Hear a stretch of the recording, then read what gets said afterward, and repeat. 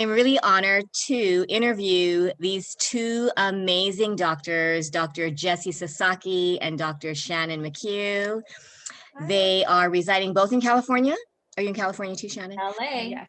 LA. So they specialize, listen to this, in providing psychotherapy, treatment, and mental wellness educational coaching for people of all ages, but primarily it's children and current or former athletes. But the reason why I asked them is because I think it is so important now. I was just sharing earlier that my students, it's, the energy drinks, it's the latest sweet candy from, Israel or the Philippines, or I get shown every treat you can imagine. And then, do you want some? And I've been told, my whole thing is I'm not gonna order something, but if someone asks me, I've given my permission to at least try something, even if it's something unhealthy. But I would love to know your insight on how do we retrain? You were just saying, just a psychological, what is it? It's somewhat of an addiction, or what we need to rethink. Like you said, Shannon, it's not bad, but I think sometimes I'll actually think of Doritos for 3 months, and then my daughter was like, just get the small bag, and then I eat maybe like 4 of them. And I'm happy. And I think I've just suffered for months, and all I needed was 4 Doritos. And I was, it's not like I ate 16 bags, but what is it about this guilt that we have? I think from a perspective of culture and food, it's there's been a lot of misinformation about nutrition and about what food is and is not. And I think a lot of this actually comes from the food industry. I think because they're trying to sell things, whether it be healthy things, unhealthy things. So depending on who is selling you what, you're going to get messages about what that food is and what it means to you, right? And so I really do think advertising is a big component to all of this, is because if we think about it, we don't see amazing visually stimulating commercials about eating vegetables, right? It's just not a thing.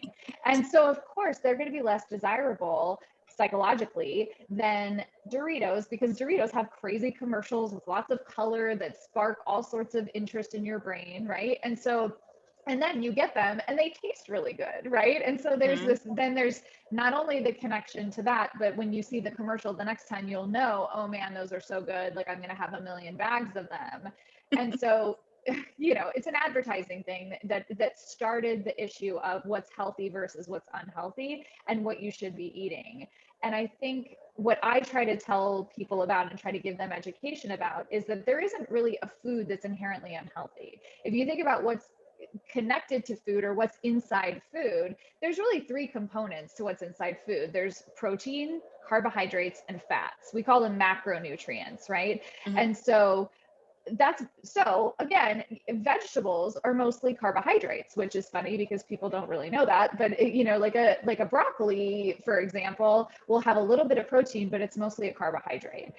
Doritos are also pretty much a carbohydrate. They're also heavily oiled up, and so that's a fat content, right? And so if we really take apart what nutrition is, you can see that inherently a Dorito is not a bad food. The problem is understanding how to balance that with the rest of your day and the rest of your week. And so Jesi and I really we prioritize the 80-20 method. So being able to conceptualize your nutrition from 80% being on it, focusing on micronutrients, which is, all the vitamins and minerals that you need to keep your body healthy. So that comes from vegetables, it comes from water, it comes from protein sources, right? And then as you kind of get out of that 80%, there's a 20% room for the wiggle room stuff. That's the comfort food, the stuff that's more of a carbohydrate and fat centered thing, because those things are psychologically good for us too, but in moderation, right? And so there's, long story short, I guess, there's 2 kind of components to this. And one of them is this idea that we're giving junk food kind of this pedestal, and when you eliminate that pedestal, it makes it much easier to be able to appreciate and enjoy those foods when you have them, rather than eating a little bit of it or binging on it and then feeling guilty about it later. So how do you feel about people say, you know what, I'm gonna just eat this dessert and I'll work it off later? Or you plan to, how does that work? Can you actually indulge and then make up for it? Yeah, I think it's all Yeah. about that balance of if that's part of your 20, right? And you've been mostly on it, then you can give yourself a little treat. I feel like for me, if I go too extreme, like, no, I have to eat everything healthy or whatever it is, or be really on it, then I'm gonna be like, okay, well, I'm gonna just give up and go the other extreme and Right. kind of flip it a little bit. So what's sustainable is really just balancing, because you're going to have moments where, you're invited to a dinner and there's dessert there and you Yeah. want to enjoy it with your friends, because, in Hawaii, it's such a social thing to accept food as well. So if someone offers you something, it might be rude to not accept it, right? So factoring all those things in, and it's really about balance. And Shannon was mentioning earlier about intention too. Like, what is your intention in eating this? Is it for emotional coping and that you can kind of go awry with that? Or is it because, I want to feel my body with this, or, I'm allowing myself to indulge a little bit. A little bit. A little bit. What about exercise? Some of these kids refuse. I have this one boy who says, my dad makes me go on a family walk and I just hate it. But when you don't have PE anymore, that's the thing, right? After high school, I noticed my daughter used to do ballet. She would choreograph stuff for fun, do it in the backyard. And now it's, no, that's right, I'm too tired. Or there's zero motivation. I mean, I guess that goes for me too, but I do these yoga challenges. So at least I'll go, okay, 25 minutes I can do, 30 minutes I can do. How do you get kids who don't want to exercise just do, it's supposed to Bare be minimum, what, yeah. yeah, what is the bare minimum?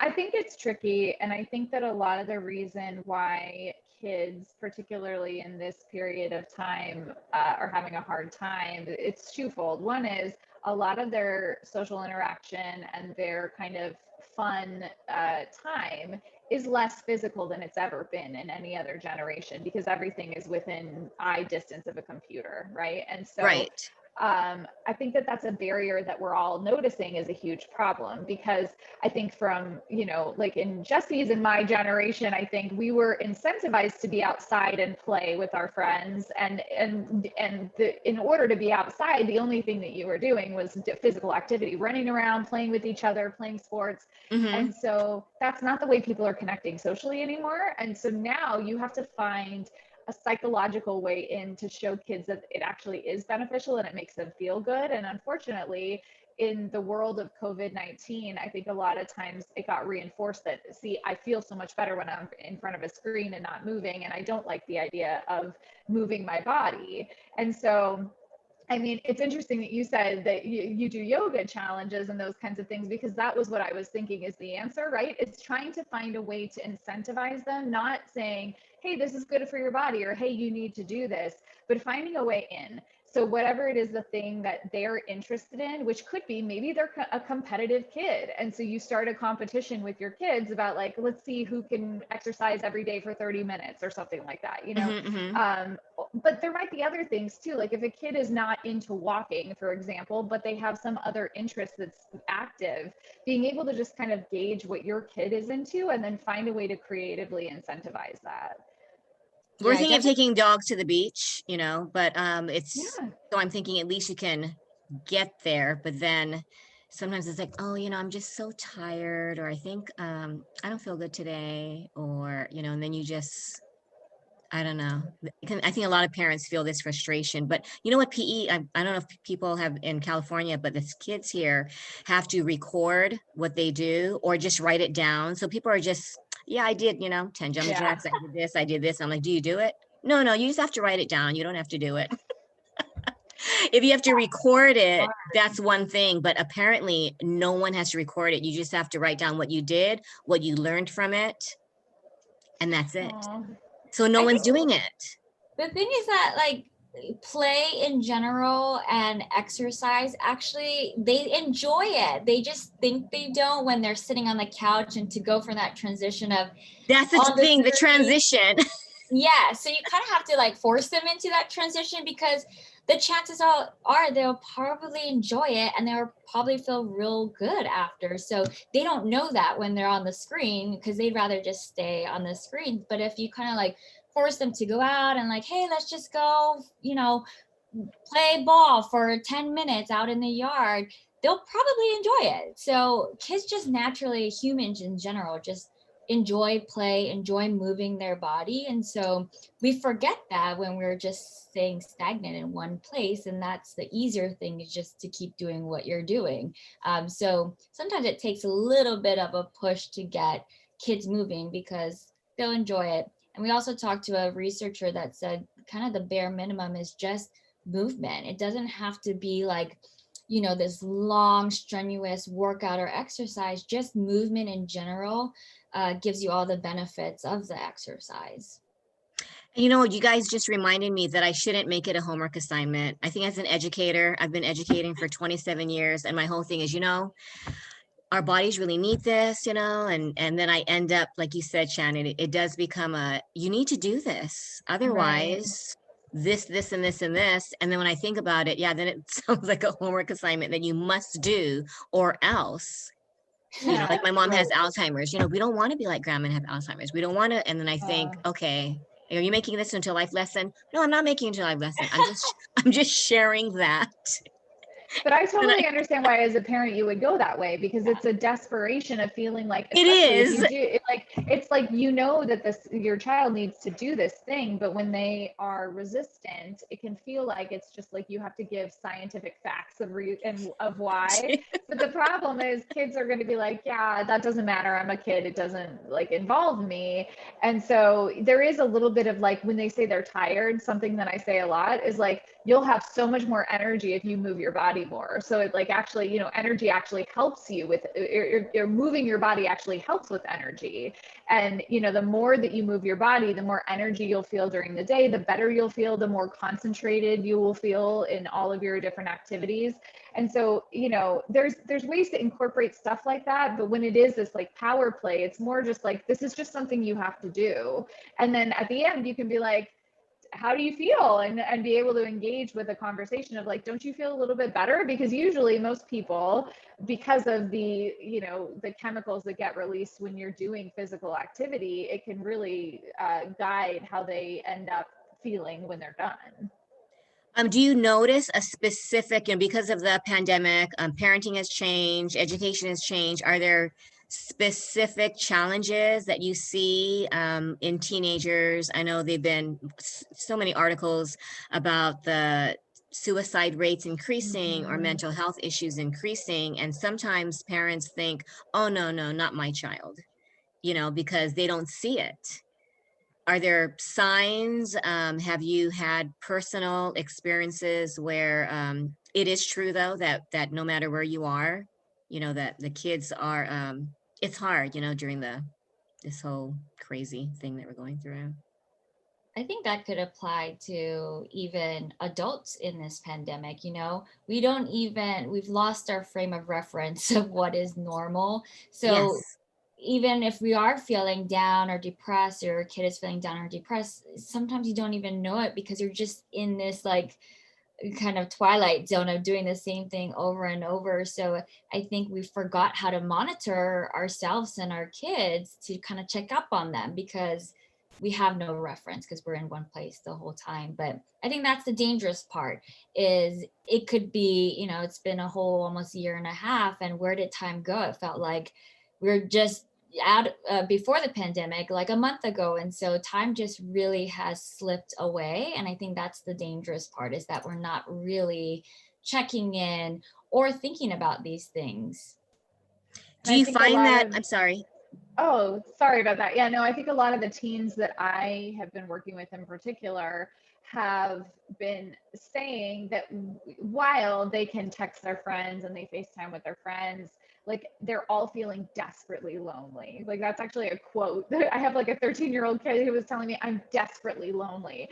And she talks to her friends all day long. And so there is something about needing social interaction that is the cause, I think, of a lot of kids feeling super depressed. And the feeling of like when other, I know this from my own experience, but like socialization kind of dropped down, I wasn't reaching out as much to my friends because it was just like, well, nobody's doing anything. Like, Right. what are we going to talk about? We're all just sitting in our house, right? And so I think as an adult, you can understand that, but as a kid, it's like when the conversations stop, when the group chat stops sending messages, the feeling is like, what did I do? What's wrong with me? And then that turns into kind of more of a self-loathing kind of issue, and then that turns into depression.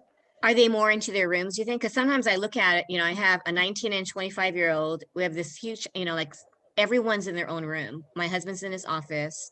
Then I think, okay, well, I'll come downstairs. Each of the girls are in their room. They'll check on, are you almost done? Yeah, I'm almost done. Let me just finish this, whatever it is. And then 2 hours later, are you done? Yeah, almost going to be done. And then we finally go into one room, the living room. And then, I don't know, before you know it, it's like a default. We just separate unless there's like, oh, mom, you want to watch this movie? And, I'm like, okay. So are people just, you're in the house, but you're not really, really socially interacting? Yeah, I think that's what I've noticed with a lot of the kids that I work with and the parents that I work with, that they think they're spending 24/7 together. They're like, we're always on top of each other. We can't get away from each other. I was like, you're probably spending less quality time than you were before the pandemic. And so anytime they try to do a family bonding or actual quality time, they're like, why would I do that? I've spent all day with you. And it's like, not really though. So I think they're missing, sorry, I keep getting blurry. They're missing that quality time. They're missing that boundaries too. Just having physical boundaries isn't enough. That I feel like they need to have the separation, but then also coming together. And they're missing that because they think they're spending so much time together with each other, and really they're not. It's just complete isolation in each person's room. How do you feel about cell phone use? Because you notice when there is a family dinner or family, whatever it is, it's like, oh my gosh, wait, before we eat, let's take a picture of everyone's food. Or mom, wait a minute, wait, don't eat it. I'm like, Instagram it. Instagram it. I'm like, okay, are you done yet? No, I just have to do the caption. I'm like, can you do it like after? No. It's going to be real quick. That's the thing, right? It's going to be real quick. Or bing, wait a minute. I'm like, we were eating. Wait, real quick. I was expecting whatever it is. And then sometimes I'm like, phones down, right? And they're like, mom and dad, you guys only one's on your phone, but sometimes a student might, oh wait, it's my student's mom. But didn't you just say all phones down? I did. Give me 2 seconds. I just want to respond telling her that the session is on tomorrow. And they're like, okay. And then you feel like I could wait till after dinner and say, yes, tomorrow 2 p.m. is fine. But it's the need to respond, especially if it's a business thing. I want to make sure that but how do you do that? How do you do it during the whole, if you're socially, Yeah, totally. It's a balance for families and for us, I feel like. And I think the pandemic has also really highlighted the fact that there isn't a whole lot of separation between work and home life now. There isn't a separation between schoolwork and friendships and home life. And so something that I've been really kind of facilitating conversations with families about is about like cell phone hygiene. You talk about like sleep hygiene. So like being able to like a structure and boundaries, right? And so when we talk to kids about sleep, we talk about all the different things that set you up for success with sleep, right? And so the same thing can be applied to social media, to screen time, to all of those things, is that there needs to be kind of consistent boundaries that everybody is attending to and following through with, even adults, because it is good modeling to be able to say, we're having a mindful dinner where we're all connecting with each other and we're all talking to each other about what's going on in our lives, because we need that quality time, and anything in that moment can wait unless it's some kind of major emergency where somebody needs somebody desperately, right? And it's good modeling for adults to be able to do that. I personally really try to set a time that I stop looking at my email. I set a time that I stop looking at text messages. Like there's things I do for myself just because I know I feel constantly stressed if I see an email and feel like I have to respond at 11 o'clock at night. And so I have, for myself, I have windows of when I look at certain apps or when I look at certain things. And I kind of encourage families to do that too. Yeah, I've been leaving it in my room. And so my friend said, oh yeah, I texted you at 9:30. And I said, I'm so Mhm. sorry. We were watching a movie or, because then I notice if it's downstairs in my room, I'm not going to see it. I'm not going to even know that a message or an email came in. Or Yeah, even in the car ride, I have a friend who just throws her phone in the back seat. it's a good idea. Yeah, And I Right. thought that's true. But sometimes if you have a Bluetooth thing, it'll just go and you just can't, Oh yeah, Well, I can't think get that's the away. don't problem. look at it. Yeah, that's the problem, is that phones, technology, computers, iPads have all made everything so accessible, and we don't have delayed gratification anymore. Yes. You know, waiting and really tolerating that distress of waiting. Now you can get anything so quickly, like Amazon next day, or like anytime I have to wait more than 3 days, I'm like, God, this is taking so long. I'm like, wow, I forgot how to like just be patient. And so I feel like with the phones, with notification, it basically has trained us to want to look at something right away and impulsively respond or whatever it is. And so we forget that we can we can wait 30 minutes, we can wait an hour or whatever it is, but we feel that urgency because we've been primed to, you know, conditioned ourselves to be like, I have to do it right now. So that's the problem that we see with a lot of kids. They, even on Zoom calls with the kids, I have to say, literally push your chair away so you cannot touch the keyboard or the screen. Otherwise, if it's right there, you're so tempted. Well, then they'll draw on my Zoom whiteboard, or they'll Yeah. put no, if I have to do the next problem. I have this one girl and I said, wait a minute, or she muted herself. I said, well, the next assignment's going to be to do a little 2-minute speech. She's like, what? Or I can just text your mom. Let me just text your mom to remind you. Do you need a reminder? Oh, no. Okay, just let me know if you need a Yeah. reminder to focus. But how should parents, is there anything that parents with little kids, can they do something to teach patients? Because that's the thing, right? I say, oh, how long, why is it taking so long to download? And it's been like 10 seconds.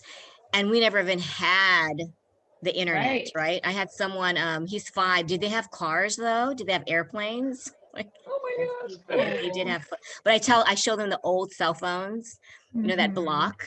Oh, yeah. Yeah. And there was no internet. We had to go card catalog. We had to really, there was, because now who's your best friend when you're, Mr. Google. I mean, but then I have Siri, how do you spell? I'm like, stop. Yeah. We're not going to ask Siri how to spell whatever word, but if it's a math formula and you say, oh, I don't have it, my teacher didn't give me the formula for it, then you can Google. But is there a way that we can, even for us, to practice patience, but like you said, role model it? And sometimes you're stuck in traffic, right? And that's when I'm taking the time to deep breathe. But my daughter lived in California and she said, oh my gosh, and it's, hours, right? And I don't want to go to Ala Moana because it's too far. And she goes, Mom. But Jesi, you know how it is when you're in Yeah. Milwaukee, you're like, oh, I don't want to go to Pro Ridge, it's too far. She goes, I just drove to Arizona. I'm like, yeah, but it's different. It's, you just get acclimated. You get just LA used to far it. is different from Hawaii far, but traffic, I feel like, is worse in Hawaii, in my opinion. But It is. now, Any I mean, tips? I don't know. I think exposing, kids and also ourselves. Sometimes I have to force myself to wait and be patient, because that's going to build that tolerance and the distress around being patient. So if they're, with kids in our session and they want to just touch the screen or whatever it is, it's really helping them to practice, like, okay, no, you can do that after our session. We have 30 more minutes. Come on, you can do it, right? Just really building that muscle for them to develop and enhance their delayed gratification. But I don't know, Shannon, do you have any other ideas?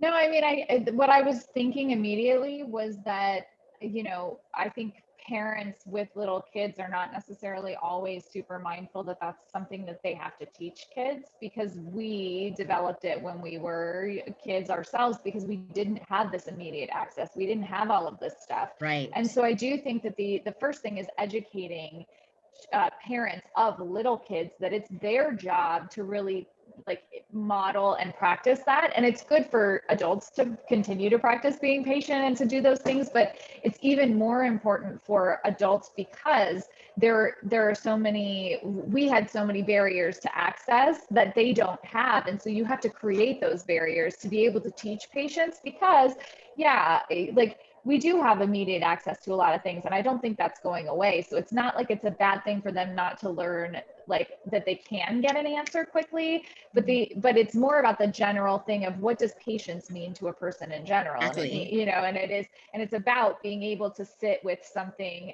you can translate that to emotional regulation, right? Like when someone has a big feeling that, if they think that they need to get what they want right away, or if they need to get their need met right away, they're going to be having an emotional reaction. And if they don't know how to like be patient or take a second or deep breathe when they're in the car or whatever, it's going to be a problem in so many other areas of their life as well. And so it's a major fundamental thing that I don't think a lot of new parents know that is their responsibility to teach.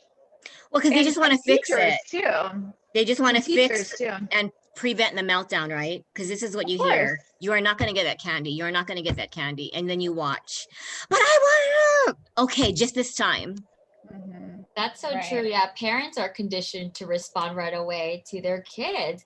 And so Shannon and I teach a lot of what we call active ignoring. It's just ignoring any of those minor misbehaviors or whining or even tantrums. We just say, okay, you let them melt it out or, bleed out, because if you attend to them, we like parents, adults feel this pull to do something about it, right? Because everyone's looking at you to, fix your child or attend to your child. And really the best thing to do is just like, okay, well, when when he or she is done with their tantrum and that are regulated, then we can have a conversation about it. But that's the biggest thing. I think you're totally right, Karen, in that parents are pulled to respond right away because that uncomfortableness of their kid being out of control feels well, like you feel judged that you're a bad mom, and so you think I'm going to make this go away, but what you're doing is conditioning that every single time they ask for something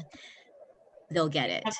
It's reinforcing the behavior that you don't want. So ultimately, it's like potty training is a really good example of something that, like, if you were to, potty training takes a lot of time, and it takes really focusing on having them notice cues and being able to go somewhere and do a behavior, right? And it's the same kind of thing where, if they're going to get reinforced to do whatever it is that they're doing based on the way that a parent responds. If a parent is responding to a tantrum by giving them what they want, they think that that's how they get what they want. And, then you'll have grown-ups throwing tantrums in real life, and, and it's a big problem. And so it is about, I think a lot of our work is teaching parents that, the way to reinforce the positive behavior is only attending to positive behavior and not attending to any of the problems. I love that. I was just talking to someone about how parenting needs to change and we can't use the rubber slipper method. I don't know if Shannon's aware of the rubber slipper method. Yeah, there's a version in my world as well. Yeah. Well, because a lot of these parents are like, you know what? Kids will not be taught to respect us if we don't lay the law down and we don't tell them that, you know what? We are the authority. And then we're realizing rebellion increases. Why aren't you listening? Yeah. So any last thoughts on, when you have that meltdown where you think, I can't parent anymore. And I'm sure, some of these parents have an 11-year-old. And then you have adults who think, oh, wait a minute, I thought parenting was done. And then you talk to grandparents who are like, oh, parenting is never done. And you think, what? I thought it was till 18 or 19. But then I guess you have the grandparents role, or you have adult kids who are still, right? And you folks have that dynamic and you think, wait a minute. And now do you see that with a lot of adult kids are coming back home because of the pandemic? They've been living on their own, but now all of a sudden, I have a 25-year-old, the 19-year-old did the drive-by graduation at Milani High, but now they just seem like they're 10.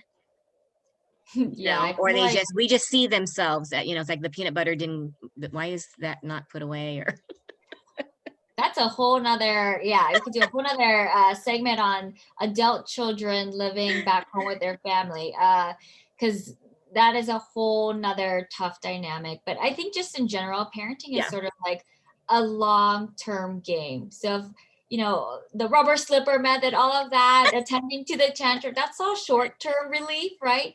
But that just in the long term makes it way harder. So parenting is like a long-term game. So you got to think of like the bigger picture. Like if I just tolerate this and not give in, then in the long run, it'll work out better. But it's so hard to see that when in the moment you're frustrated or you're emotional or you just want it to stop.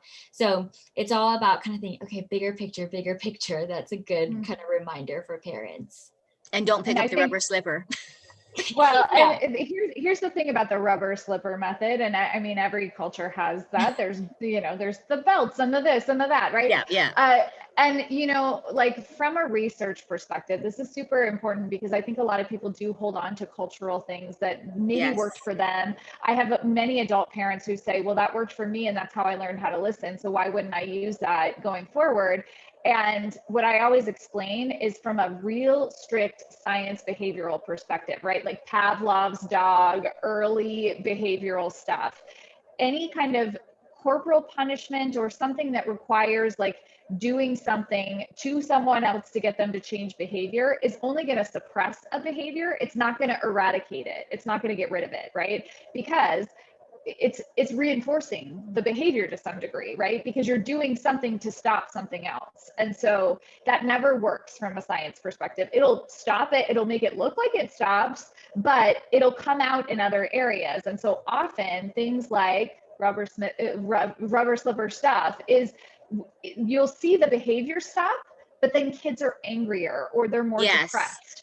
Or there's some other problem that then you're attending to rather than eliminating any attention to that behavior and giving lots of positive attention and praise when they're doing the right thing.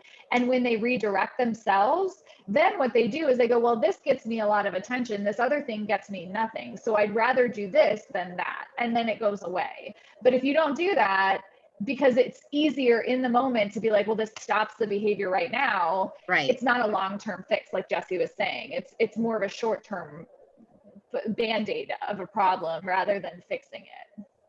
And that's what I'm trying so hard to change this parenting. I mean, no matter if you are, there's different parenting styles, but that's the hardest thing to have parents change when they say what you just said, Shannon, but it worked for me. But you think like just psychologically what it does to their self-esteem, what it does to even their own limiting beliefs, right? As an adult, a lot of them come back and say, you know what, I was just fearful, so I did it. But then as soon as I became 18 and I got out of the house, they just became wild. And from a even more of a science perspective, it changes the gray matter in your brain. So when kids are when there's some kind of aggression used to kind of manage discipline, the research is showing it's changing the way that their brain is developing. And so that's a big problem because it affects impulse control, it affects depression and anxiety. It affects literally everything that is going to happen to this kid going forward. And so, maybe, so-and-so like got out of their parenting situation with this idea that they now can respect their parents and they can do all these things. And but they probably have things like concentration issues or feelings of depression or anxiety that they're not necessarily attributing to that thing that happened to them as a child that is so equally important when having this conversation about what to do with your own kids. Wow, that is powerful. I think I just got a few quotes from that. Because we need to good. realize that it affects, I mean, when you think, wait a minute, it'll affect my child's brain, that's really powerful. Instead of, well, they're going to respect me, I'm not going to have any problems. But like you said, is it worth that? I mean, it's almost like damaging a child's brain by enforcing, right? And it's not to say that kids should not respect their parents. I think that that's super important as well. But there's a way to teach respect by giving respect to kids and being able to meet them on their developmental level. And so I think the authoritarian approach, or like, they have to listen to me because I said so, is not necessarily going to get them what they want. It might look like it, so it feels more comfortable because it's like, oh, I have control of this situation. But what Jesi and I teach people a lot is how to control a situation without being authoritarian in nature. And I think that it's a blend of both. It's not being like, oh, whatever, or the hey buddy method of parenting. Right. Like we're definitely not advocates for like, hey buddy, do you think you can do this? Like, like they have to listen and follow directions, and it's absolutely important for them to respect parents, but early childhood stuff where they're trying to be a little more independent and having their own opinions is really connected to give me a boundary, right? And so if you give a boundary that's respectful to those kids, they're going to want to stay within those lines rather than constantly battling you because you have these unrealistic boundaries that are not helpful for them.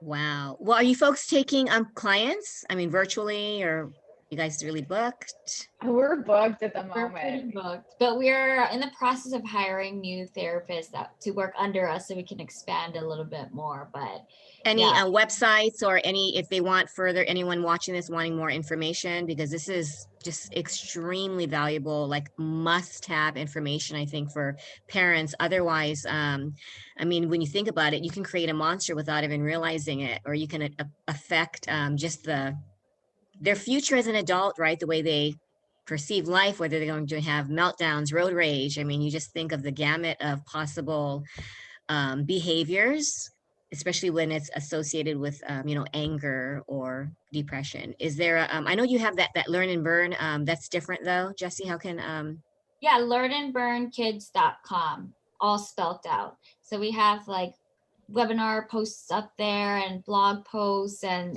you can contact us individually on there as well. Well, thank you so much. I'm sorry it took way longer than 15 minutes, but this was just so engaging. I know you guys are both very busy, but I really, really appreciate it.